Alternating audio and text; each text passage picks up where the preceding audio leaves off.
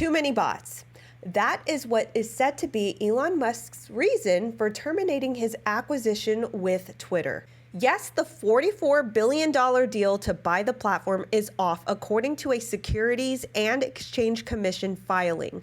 However, the head of Twitter is planning to take legal actions to force Musk to push through with the deal. For those of you who are not familiar with the story, Twitter previously claimed that bot accounts, or accounts that are not run or managed by humans, take less than 5% of the total user base of Twitter. Musk, being the numbers guy that he is, demanded for a full data report. After pushing back, Twitter gave in and provided the data Musk wanted. After doing an audit on his own, Musk determined that there were more than 20% of the user base that are actually bots. These bots gravely affect trends and basically invalidates the power that Twitter actually holds. A large part of a social media's value lies in the number of users they have and the activities of the total user base. With so many bots, it's hard to tell how much of its popularity actually lies on its real user base versus on its ability to code bots and set trends that real users will follow. Twitter did say that they will take legal action to force the deal to go through.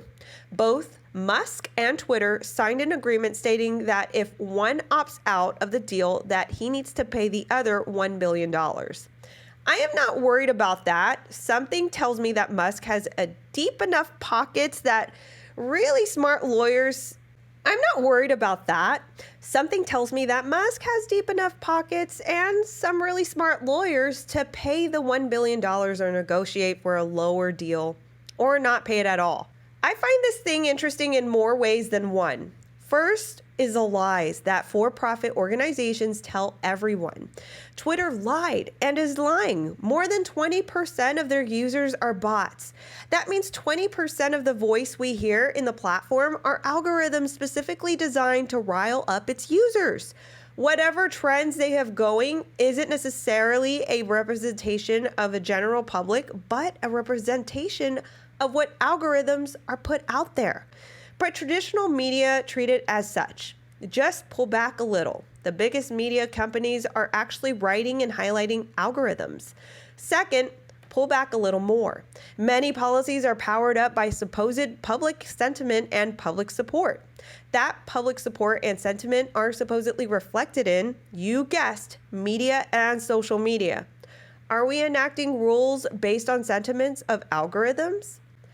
Third, this whole situation demonstrates just how easy it is for businesses and the media to fool the public. How many investors have money on Twitter based on their hype? Not everyone has the resources of Elon Musk to verify claims by companies like Twitter. We're all limited by the information published by the newspapers and social media, which apparently is dictated by algorithms. What's your take on this whole Musk and Twitter situation? Do you think that Musk should buy Twitter and turn it around? Or do you think that he's better off taking his $44 billion elsewhere? Leave your thoughts in the comments below. Don't forget to like, share, and subscribe. This has been Natalie Denise for Noble Gold Investments.